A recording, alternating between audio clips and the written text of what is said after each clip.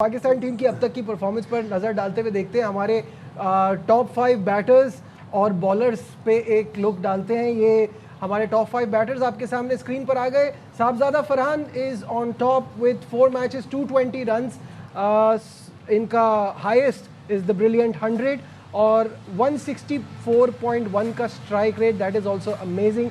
शादाब खान दूसरे नंबर पे हैं, 4 मैचेस में 88 रन, 36 हाईएस्ट, 144 का स्ट्राइक रेट। बाबर आजम तीसरे नंबर पे हैं, 46 इनका हाईएस्ट है, 66 टोटल रन्स हैं, 115 का स्ट्राइक रेट।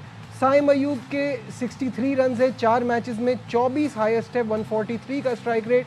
और सलमान आगा कप्तान जो हैं वो 5वें नंबर पे। ये टॉप 5 बैटर्स हैं। मुझे तो देख के अफसोस हो रहा है, एक साहबजादा के अलावा आपके 4 मैचेस में कोई भी ऐसी परफॉर्मेंस नहीं है, और जब शादाब दूसरे नंबर पे आ रहे हैं इसका मतलब है आपकी बैटिंग इतना अच्छा नहीं कर रही है। बिल्कुल नहीं कर रही। और दूसरा एक और भी चीज़ इसमें ऐड करनी चाहिए कि आप एक प्रेमादासा स्टेडियम में मैच खेलें जहाँ पे थोड़ी सी चैलेंजिंग जो कंडीशंस आप कह सकते हैं, क्योंकि वो इंडियन टीम ने भी, उनके भी बैटर्स जो हैं उन्होंने भी स्ट्रगल किया। ईशान किशन जो फ्लो में आपको नज़र आ रहे थे, तो एसएससी में जहाँ पे 3 मैचेस हुए और छोटी टीम्स के अगेंस्ट आपके हुए, और वहाँ पे इसका मतलब है कि अब आप सुपर 8 में आपको चाहिए बंदा। साहिबजादा फरहान जितने तो नहीं, ठीक है वो ओपनर है, उनको ज़्यादा चांस मिलता है। साइम अयूब को भी उतना ही चांस मिलता है। बाकी जो बैटर्स हैं वो थोड़े से हैं कि कभी ओपनर्स थोड़ा खेल के तो कम उनको चांस मिलता है। लेकिन जो सेकंड हाईएस्ट आपका होना चाहिए था, एटलीस्ट 150s के अराउंड होना चाहिए था। इसका मतलब है कि आपके जो है, और जो तीसरा वाला होता वो 120-25 के अराउंड होता, तो इसका मतलब है आपके 3-4 बंदे जो हैं ना वो कर रहे हैं, वो परफॉर्म कर रहे हैं। तो आप किसी भी टीम के अगेंस्ट अगर आप टॉस हार भी गए, आपकी सेकंड बैटिंग आ भी गई, तो आपके पास जो है ड्रेसिंग रूम में 3 लोग ऐसे हैं कि वो डील कर लेंगे उस चीज़ को। तो ये बहुत जो है अजीब सी चीज़ है। मैं समझूंगा कि ऐसा होना नहीं चाहिए था। ये तो हमारे पाकिस्तान टीम के बैटर्स के जो स्टैट्स हैं, अगर हम दूसरी टीम्स जो सुपर 8 में आई हैं उसमें ऐसे नहीं नजर आएंगे उनके, उसमें एटलीस्ट कंसिस्टेंसी आपको जो है 3 से 4 1-2 बल्लेबाज तो एटलीस्ट लगेंगे कि जिन्होंने किया है। तो ये एक चीज़ है जो मतलब खतरे की घंटी है। कामरान, टॉप 5 बैटर्स को देख के किसका नाम और मिसिंग लगता है, किसको देख के आपको सरप्राइज हो रहा है कि ये परफॉर्मेंस है? देखिए, मैच जिन टीमों के खिलाफ हुए हैं तो यहाँ पे तो जो हमारे मेन बैट्समैन है 6 तक, उनको होना चाहिए था। एटलीस्ट 4 बैट्समैन वो होने चाहिए थे, 1 2 3 4 पे ऐसे होने चाहिए थे। लेकिन आप देखें कि क्रिकेट उस टाइप की खेली नहीं, बैटिंग उस टाइप की हुई नहीं, शॉट सेलेक्शन बेहतर हुई नहीं, अपनी विकेट की वैल्यू रखी नहीं, जिसकी वजह से आप देखें शादाब नंबर 2 पे है।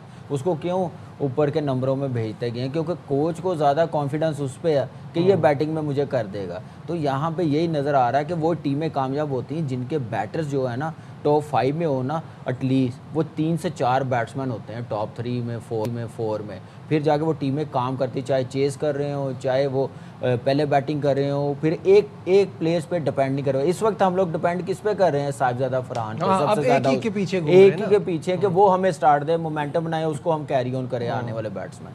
बासित भाई, डिसअपॉइंटिंग T20 में कभी भी आप एक प्लेयर पे डिपेंड नहीं करते, एक बॉलर पे डिपेंड नहीं करते। उस्मान तारिक बॉलिंग में सर फहरिस्त है, हालांकि वो एक मैच नहीं खेला। यहाँ पे साहबजादा 220 रन का कर है। अब दूसरों की जो जॉब है वो भी तो करें। क्या वो बैट्समैन नहीं है? क्या बैटर नहीं है?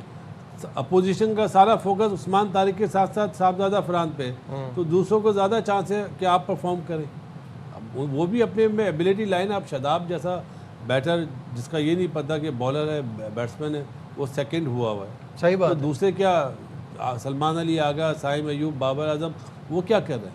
उनका भी तो काम है, परफॉर्म करें। अग्री। टॉप 5 बॉलर्स भी दिखा दीजिए इसमें। जैसे बासित भाई ने कहा कि Usman Tariq is on top, जबकि एक मैच उन्होंने कम भी खेला हुआ है। 3 मैचेस में 8 विकेटें, 67 रन दिए हैं, और इकोनॉमी 5.8 की है। बेस्ट इनका 16 for 4 है।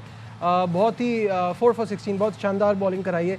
साइम दूसरे नंबर पर आ रहे हैं, जिनसे उनसे जो काम चाहिए उसमें वो उतना अच्छा नहीं कर पा रहे, बॉलिंग में अच्छा कर रहे हैं। शादाब तीसरे पे, सलमान मिर्ज़ा 2 मैचेस खेलने के बाद चौथे नंबर पे हैं, 4 विकेटें हैं उनकी, और नवाज़ 5वें पे हैं। तो बॉलिंग परफॉर्मेंस शोएब ये है। ये इस पर मैं इसको रिलेट करना चाहता हूँ। जब हम लोगों ने 5 बैटर्स दिखाए तो आपको शादाब जो है पहले 3 में नज़र आ रहे हैं, सही।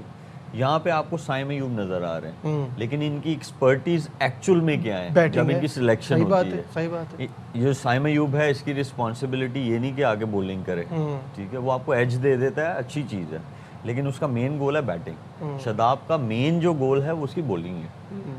तो उससे क्या हो रहा है कि जब से आपने शादाब को वो करना शुरू किया है ना, तो उसमें आपकी बैटिंग हल्की हो गई, इसलिए आपके मिडिल ऑर्डर्स में आने बंदे जो हैं वो कम हो गए, समझ नहीं आपको आई, तो आपने कम्पीट करना कम कर दिया बड़ी टीम्स के अगेंस्ट। जो एक्चुअल इश्यूज हैं वो ये हैं। यहाँ पे भी आपको जो है उस्मान तारिक, नो डाउट उनको, जैसे कोच की भी हम लोगों ने प्रेस कॉन्फ्रेंस सुनी थी, फिर कैप्टन ने भी कहा कि 10-11 ओवर के बाद, उस टाइम पे तो जाहिर बात है आप किसी के भी अगेंस्ट किसी को लेके आएंगे तो वो विकेट्स लेने के ज़्यादा चांसेस बन जाते हैं, लेकिन उनमें एबिलिटी है, वो तो कोई डाउट नहीं है, पूरी दुनिया उस चीज़ पे बात कर रही थी।